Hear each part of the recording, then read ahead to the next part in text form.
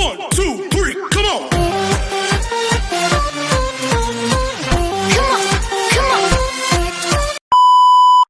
Hello beautiful people! Welcome back to my channel. This is your Mama Sam. Hola mga amigo, amiga, kumare at kumpare. Kamusta kayong lahat? Sana lahat po kayo ay okay at safe ngayong araw na ito. At syempre, kung ako naman ang tatanungin nyo, nakikita naman ninyo ang beauty ng Mama Sam ninyo. Fresh overload pa rin, di ba? Ganyan talaga kapag umiinom ka ng maraming vitamin C plus kumakain ka ng maraming banana. Dahil sa banana, mas nakakaloka ang ganda ng Mama Sam ninyo. Charot! So, kamusta naman kayong lahat? Sana lahat kayo ay okay na okay ngayong araw ng Thursday. So, happy Thursday sa atin lahat ng bonggang-bongga. At hindi lang yan, syempre gusto ko rin magpasalamat sa walang sawang tumatangkilik dito sa Mama Sam Vlog. Araw-araw, lagi-lagi. Maraming salamat po sa pagmamahal at support na binibigay ninyo. At syempre sa lahat naman na makasolid na makamama Sam dyan na laging sumusuporta. Maraming salamat po. Kaya naman ngayong araw na to, marami akong hatid na chika sa inyo na talaga naman, oh my gosh, magtataas ang kilay ninyo ng bonggang-bongga sa mga pag-uusapan natin ngayon. Kaya guys, wag na nating patagalin ang ating mga chika. So para sa una nating chika, ito nga pinag-uusapan sa Binibining Pilipinas, may nawala, may pumalit. So out na nga si Nicole Sorbia, pero pasok naman si Genesis Durana dito sa Binibining Pilipinas as a candidate. So yon, hindi ko alam kung anong dahilan kung bakit umalis. Pero gano'n naman ang Binibining Pilipinas. Kapag may nawawalang isang kandidata para makomplete ang 40 candidates, may isang pumapalit. So ngayon, congratulations syempre dito sa bagong pasok dito sa Binibining Pilipinas na si Genesis. So medyo malakas din ang laban niya kasi maganda din si Genesis. So ako para sa akin, sa mga nakaka-experience kasi dito sa Binibining Pilipinas, hindi rin natin masabi yung ibang kandidata na ipagpatuloy talaga nila yung laban nila. Nangyayari yan, dati ganun din, may natanggal tapos may pinalit, di ba? So yon, and then good luck sa nakapasok, and then doon naman sa umalis ay wala naman tayong magagawa. Kung ano man yung dahilan ay malalaman natin yan in the future kung ano nga ba ang plano niya. Baka may pupuntahan siyang ibang pageant. Kasi di ba yung iba, parang pag naramdaman na nila, naku, hindi ako fit dito, punta ako sa ganitong pageant. O, di ba? So, doon sila pumupunta. So, laban lang, ganon. And then Binibining Pilipinas, nako, patindi nga ng patindi ang mga kandidata dito at nakikita naman natin, nako, ang daming malalakas at ayun, abangan natin kung kailan ang kanilang coronation, di ba?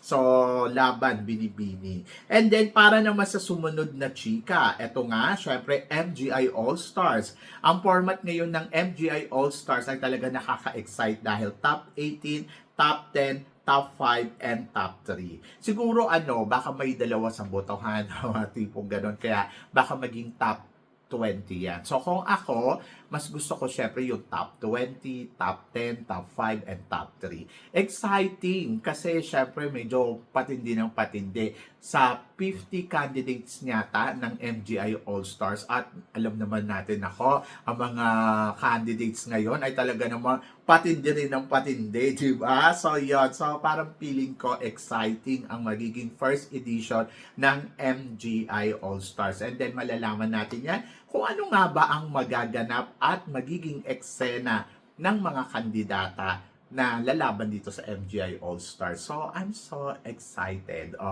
Kasi, syempre, painit ng painit. So, maganda yung format. 18, 10, 5, and 3. According to kay Mr. Nawat doon sa interview niya. So, I'm happy and I'm so excited. Pero ito din, syempre, naglabas na rin ng prize ang MGI All-Stars. So, 10,000 baht para sa malapit na stage o doon sa talagang kung saan mo gusto maupo. 8,000 naman para sa sumunod na round.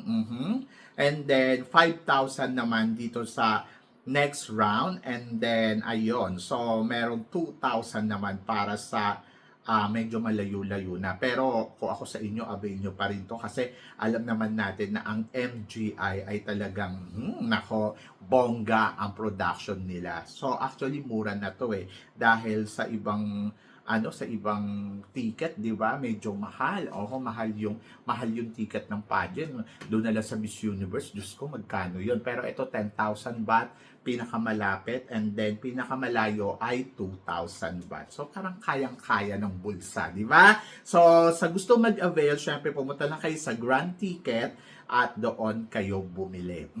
So, yan. And exciting to at laban, di ba? So, nako, huwag niyong pakawalan ang MGI All-Stars First Edition kasi parang feeling ko talagang magiging remarkable yan sa atin ng bonggang-bongga, di ba? So, MGI pa ba?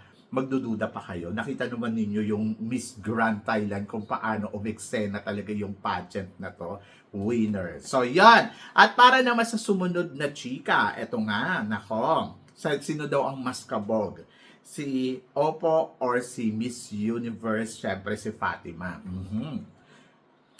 To be honest, kung pagiging reyna, sa totoo lang, pagiging queenly, I go for Oppo. Sa totoo lang, simple lang ang itsura ni Oppo in person. Hindi naman kasing ganda katulad ni Fatima na parang talagang pag nakita mo si Fatima, yung mga mata pa lang ni Fatima, maganda na Si Oppo, napaka-elegante ng beauty. Morena, pero nandoon talaga na ang ganda-ganda ng mukha. Bumagay sa kanya yung Miss World.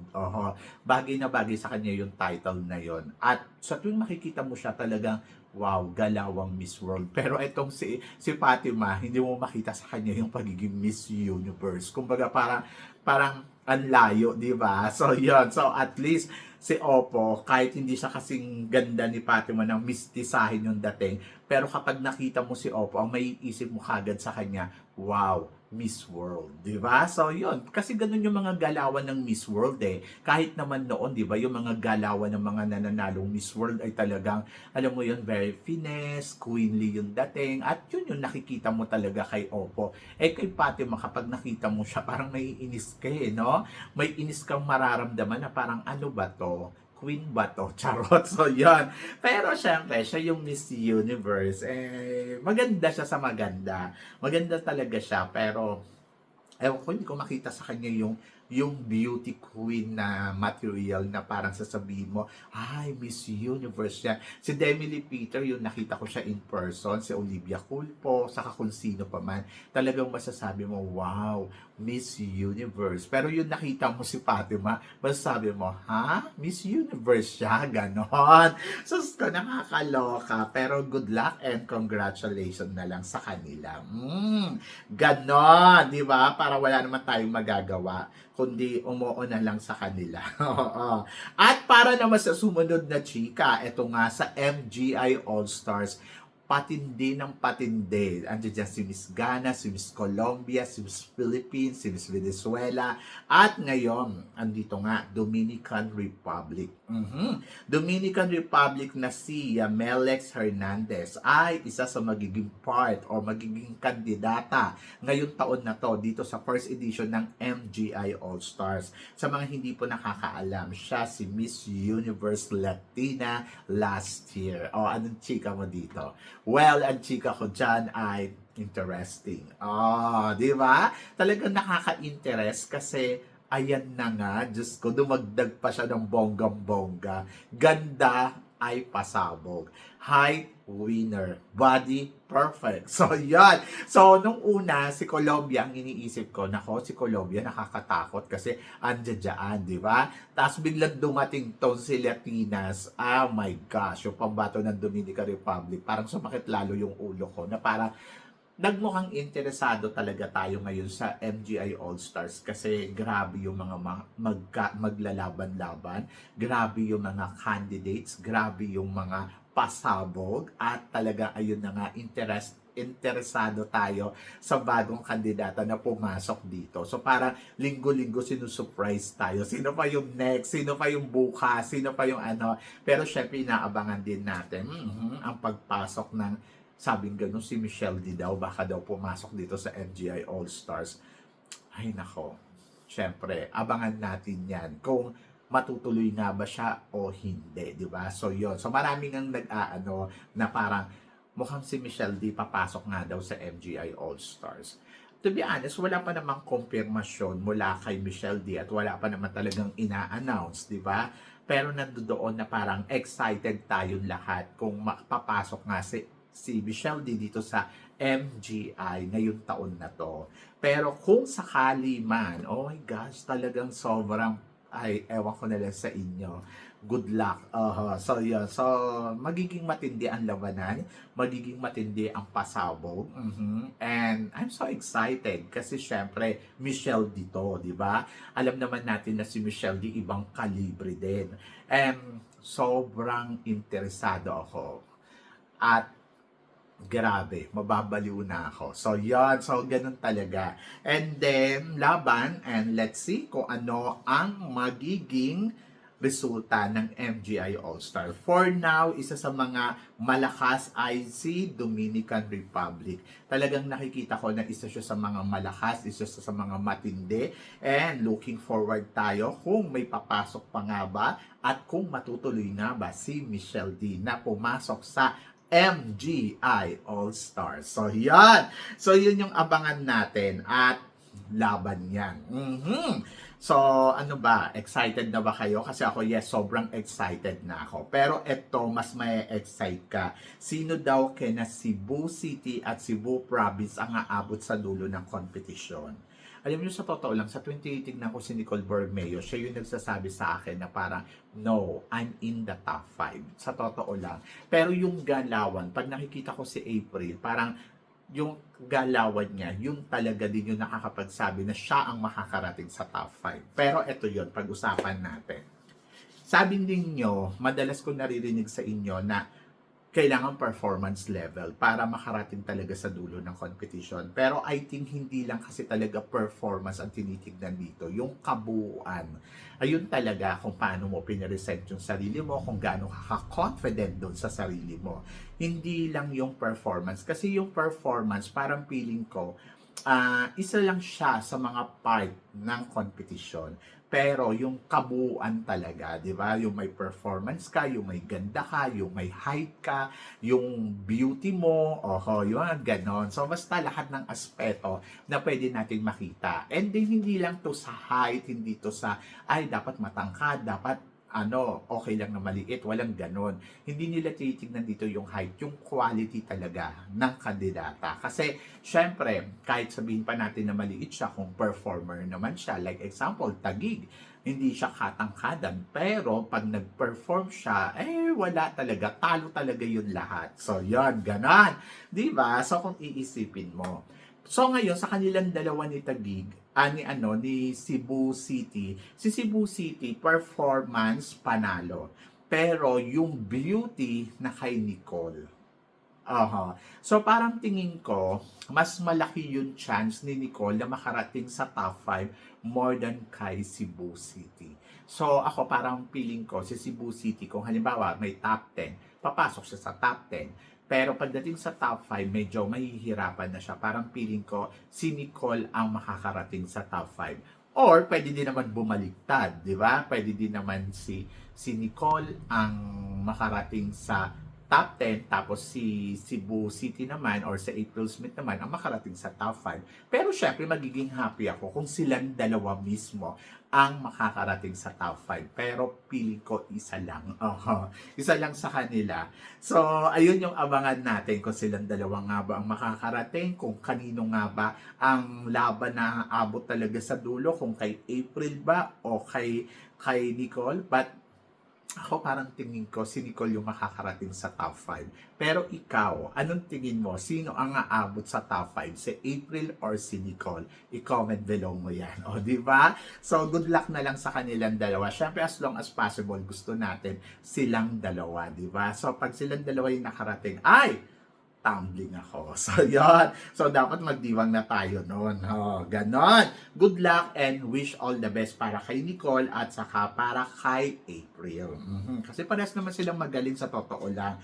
Pero ito ang sumunod na chika. Sabing ganon, no offense lang ha. feeling ko kaya inaano ninyo si Bea kasi alam ninyo na kayang-kaya niyang lampasuhin si Allison. Like, sobrang boring ng performance ni Allison. Boring din ang sagot niya. Need niya munang magpahinog. Ayan ang sabi ng ng followers na si Kurt Joshua. To be honest ako, sa totoo lang, possible naman halimbawa si Pampanga manalo ng Miss Universe Philippines, possible din naman sila Union. So kahit sino sa kanila ay pwede. Pero nandoon ako sa part na parang depende na lang siguro yan sa ipapakita nila sa finals night. So don't underestimate yung kakayahan ni Pampanga, don't underestimate din yung kakayahan nila Union. Parehas silang may aspeto na talagang malakas, meron din silang aspeto na parehas mahina. Pero sino nga ba talaga ang lamang sa kanila? So malalaman natin yan sa finals night. But for now, nakikita ko yung ganda ni Pampanga, nakikita ko rin yung ganda nila Union. At parehas sila na possible na pwedeng makasungkit ng corona ng Miss Universe. And then, yes, doon naman sa may ayaw kay Bea, to be honest, ang nararamdaman ko kaya nyo kung ano-ano mga sinasabi nyo kay Bea kasi alam ninyo na si Bea ay may quality na pwedeng siya ang makapag-uwi ng corona ng Miss Universe Philippines. Nakakalungkot lang, no? Kasi parang dahil ayaw nga nila kay Bea, kung ano sasabihin nila kay Bea, na kung tutuusin, sobrang humble, sobrang bait ni Bea, and then ayun, laban lang talaga. So yun, so ako parang feeling ko, sige lang, pagpatuloy lang ninyo yung mga ginagawa ninyo kay Bea, kasi ang ending naman niyan ay sa inyo lang din naman babalik yan, di ba? So ako naman, kay Pampanga naman, keep going lang, kasi alam mo yun, hindi naman natin din alam kung ano ang magiging resulta ng laban niya. So maaaring yes, hindi siya manalo, pero maaari din na siya ang mag-uwi ng corona ng Miss Universe Philippines. So don't underestimate yung kakayahan ni Pampanga kasi meron siyang ino-offer na medyo kakaiba din. And then, of course, pagdating naman kay Bea, don't underestimate din yung kakayahan ni Bea dahil baka siya ang manalong Miss Universe Philippines ngayong taon na to. So, yun. So, wag na lang kayong mag-away-away. Supportahan na lang natin ang bawat candidates. Di ba? So, yun. And good luck. Pero, ito ang sumunod na chika. Oho. Bea, siya na kaya ang susunod na Oksana? Ayan. Kasi nga daw, si Bea nga daw ay may pagkakahawig dito kay Oksana. To be honest, syempre, mas maganda si Oksana kung babalik tayo noong panahon ni Oksana. Pero kung panahon ngayon, mas maganda na si Bea. At si Bea na, di ba? So si Bea na yung aangat.